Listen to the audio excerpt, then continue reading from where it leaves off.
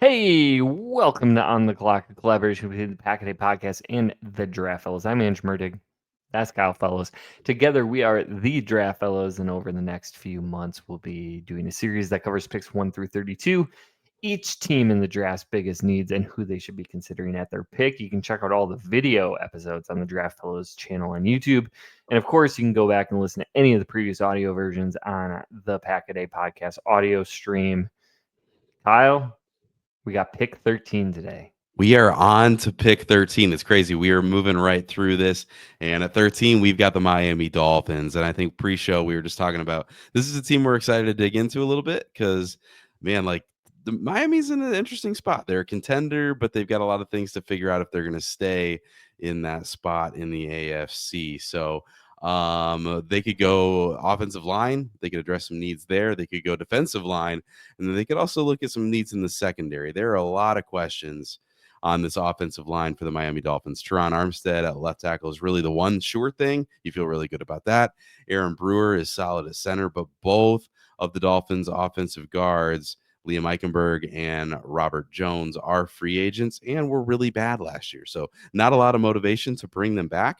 Austin Jackson is also a huge question mark at the right tackle spot. They probably will continue to try that, but he needs a really good season in 2025 to get things back on track. But Miami has a real shortage of talent along the defensive line as well, so they could definitely dip into this talented draft class to address the defensive line. And then at safety, Javon Holland is a free agent, and Jordan Poyer is going to be 34 years old this season and is also a free agent. So whether or not he's back, he's gonna at the tail end of his career there probably as well. So maybe time for a youth movement at safety for the Dolphins, but lots of needs at some pretty crucial positions for this Miami roster. Yeah, and you take a look at like roster building the way that we talk about it. And for Miami, 2 years ago, they had a phenomenal offensive line and then saw a lot of that talent walk in free agency. And some of the young players that they had drafted to fill those shoes just haven't panned out. You talked about Liam Eichenberg. You talked about Robert Jones, and they just have not developed the way that I think Miami had hoped that they would. So now they find themselves with a lot of big needs across the front. And as far as looking at trades from pick 13, I think the Dolphins and like most teams picking in the teens this year would probably benefit from a trade down, but I'm just not sure that there are going to be a lot of takers. We talked about the talent tiers in this class, and I'm not sure there's a great difference between picking number 13 or picking, let's say, like 25. So unless there's a team that really falls in love with one of these players, or we see somebody slide we're not expecting to, I don't think you're going to find a lot of willing trade partners.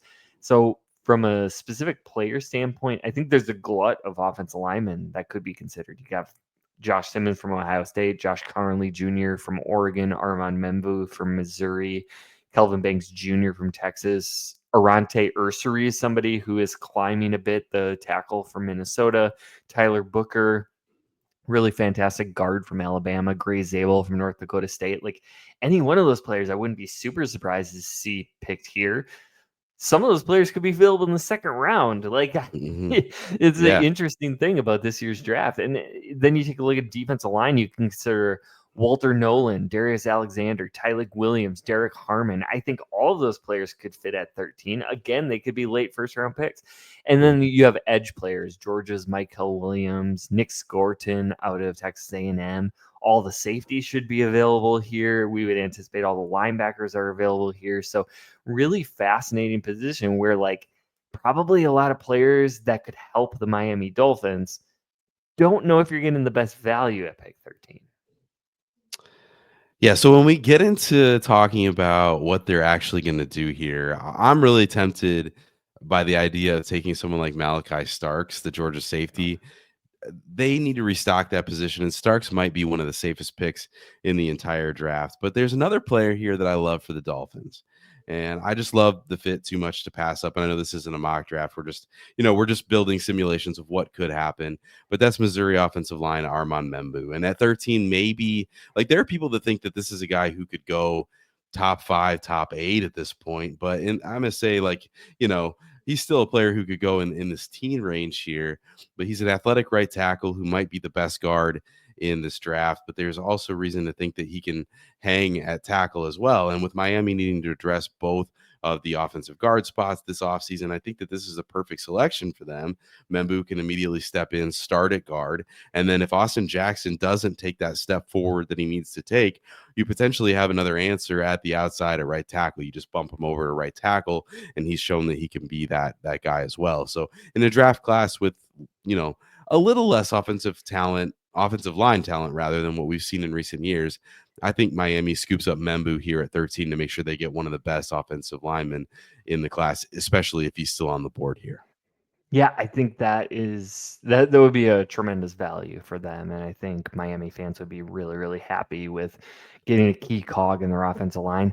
I'm going to go with someone who I didn't mention when I was listing players earlier, and that is Alabama linebacker Jihad Campbell, who Ooh. I think would be a really fun fit next to Jordan Brooks and give the Dolphins two linebackers who could stay on the field for all three downs.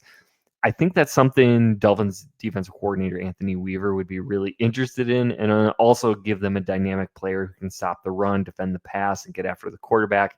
Of course, Weaver, coming from Baltimore, is going to love those big athletic linebackers, and I think that's really going to be a nice difference on this defense. Yeah, this is the fun juncture of this exercise, Andrew, because we're now in the middle of the teens.